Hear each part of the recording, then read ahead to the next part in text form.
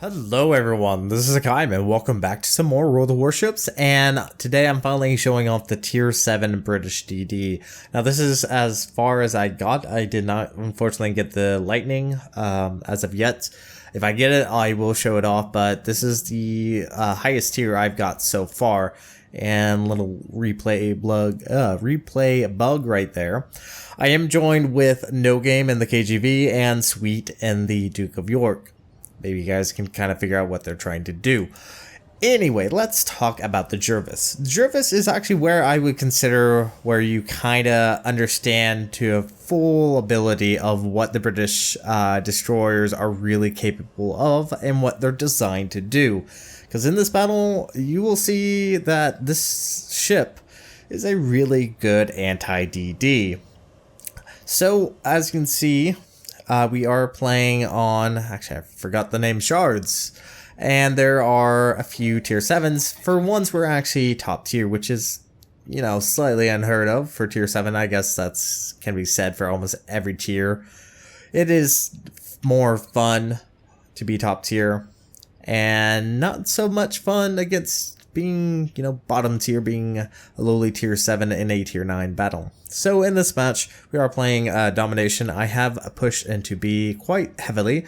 The Jervis detect is, well, it's 6.3. Now, the ship itself, let's actually talk about the ship itself, and then I'll come back to the Concealment.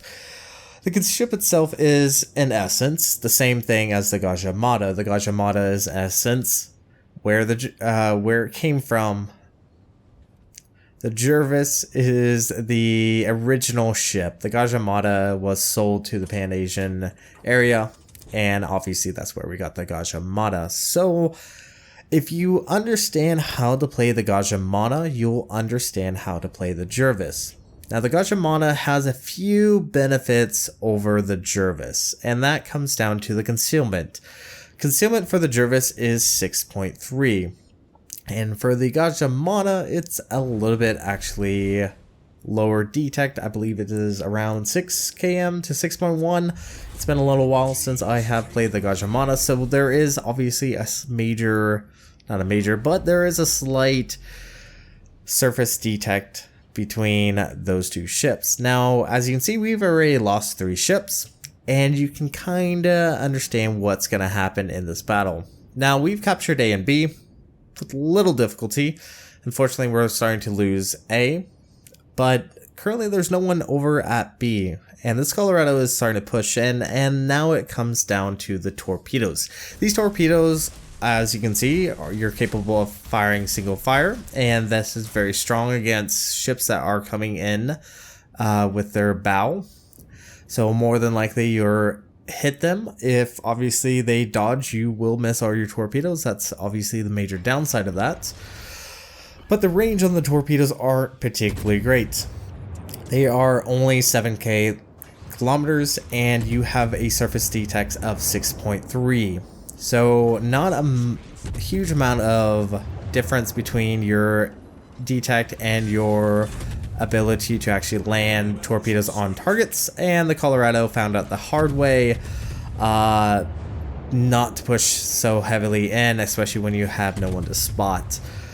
So that is 1 kill for us, and in that amount of time we've lost almost about half the team, and we're just now almost getting ready to get our 3rd kill. So things aren't looking very good for us at the moment, but at least we control center, I guess is a good thing. So torpedoes are a major factor. They do hit pretty hard for tier 7, but the major thing is the fact that they do have a very short range compared to some other tier 7s. Compared to the Gajamada, I guess is probably the next closest thing. The detect on the torpedoes is slightly worse than the USN, I believe, but once again, they do hit pretty hard, which is nice, but in all essence, this ship is not a gunboat by any stretch of the imagination. They are essentially there to punish any ship that decides to get a little bit too close to you that your guns can't finish off. So at the moment, I am focused on the enemy Britannia that is starting to push in, trying to keep myself provide an escape route because he is obviously starting to come a little bit close. And this Plutonium is actually gonna be kind of a major pain. We do actually have a friendly battleship pushing in, which is the friendly Baron. And at the moment, he is facing off against a Britannia and a New Mexico, and possibly even the Nagato. I believe the Nagato might be firing off at someone else. Now, over at A, we do know there were at least 2 enemy destroyers, and this is where I really wanted to show off this video. Like I said, the British destroyers, especially starting off with the Jervis, is a really good anti-DD. And unfortunately for me, I do not get the kill or the hits on the enemy Britannia. And any moment now, we might see a sneaky little destroyer trying to come out of the A cap towards B. We do see torpedoes, which does mean there is a destroyer around. And any moment now, we are detected, and there is the enemy Shinonome. And you can see how quickly the HE just does a really fantastic job just whittling this down. The guns reload very, very quickly. This captain's not fully spec'd up, so if you do have BFT, it is going to be extremely beneficial, but the Shinonome does go down, and that is the second kill for myself, and has kind of gave us a little bit more breathing room.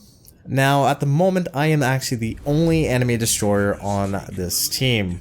All our other destroyers have died, and the enemy team still has 3.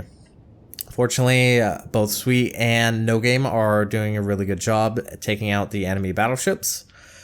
But there still is the fact there are those destroyers around. So, going to the speed on the Jervis, it's alright. It's nothing impressive. With speed fly, I believe it gets up to around 37.5 knots, which is semi-decent. Like I said, not the most amazing as far as it goes. And she does not have the speed boost consumable. British destroyers just do not have this. And once again, there's the enemy Nicholas, finally spotted. Focusing him down, taking out the enemy DDs is going to prove extremely beneficial. If we can wipe them out, gives us better with spotting, as well as being able to torpedo without any major drawbacks.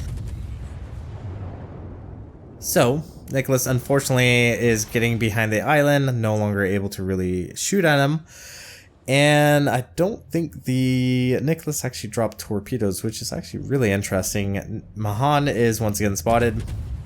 And going to the guns, these guns are 120 millimeters, so they don't hit as hard as you would like. And they do have a very arcing travel to them, so that does mean you will have to lead your shots a bit more. And right there is the major issue. Enemy Fiji is in that smoke cloud, just waiting for me to come around. It gets another hit on us, and this Fiji actually does a really good job in this battle, so props to him. But still focus on trying to take out the enemy Nicholas. There he is, finally spotted. Should be able to take him out in the salvo. There we go. That is kill number 3. But unfortunately in that time, the Fiji is able to do another shot at us, and does shave off a little bit more health. And this is going to prove pretty important later on. And unfortunately for us, our torpedoes on that New Mexico once again are not going to hit. Probably should have actually just fired spread instead of a narrow, because unfortunately we actually don't get a hit or any flooding. So that is definitely the major downside. Now the hydro is once again the very short range hydro, only 3 kilometers. And it's useful only for the fact that you're able to at least spot torpedoes that are coming towards you, especially in a smoke screen. Very beneficial there. Smoke screen, once again, is the very short-lived duration smoke screen. And as you can see how I'm kind of playing it, my main focus is taking out the enemy DDs. If we can get rid of the DDs, it's going to prove beneficial for our team, because at the moment, there's only 3 ships left, and it's our division. And we are up against 6 ships at the moment. Finally detected by the enemy Mahan. Am focused on him. Do pop my smoke screen, because I did ask my teammates if they were the ones spotting him. Looks like they are. Do get another hit. Should be able to focus this Mahan down any moment now. Oh, come on. 673 should be the killing blow right there. That is kill number 4 for us. Very, very nice. And all that's left on the enemy team is the enemy Bliskovica, or Bliskovica, however you want to say it. And at the moment, things aren't looking so good, even though we do have a KGV and a Duke of York. Essentially, both battleships are facing off against almost a 3-to-1 ratio at the moment. I am once again trying to go after the Bliskovica, try to remove him from the battle, and hoping No Game and Sweet should be able to take out the enemy ships. So last thing I probably should really mention is the speed on the Jervis is nice. It's decent, but once again, it's not super amazing. The nice thing about it, and this is probably also a good thing to take note, is the fact that since she doesn't have the engine boost consumable, nor does she have the potential to use the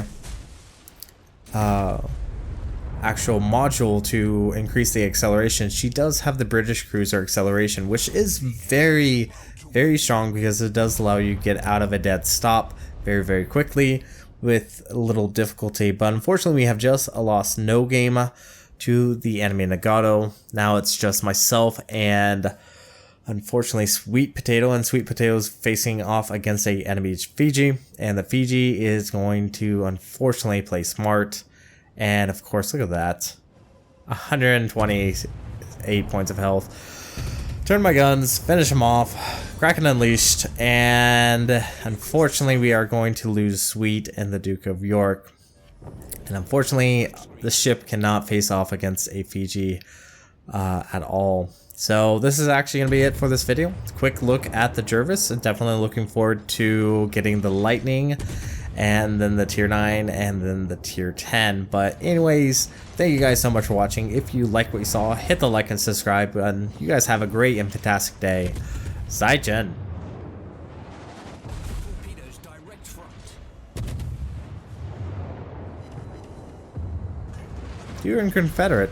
Very nice. Actually lived a little bit longer than I anticipated.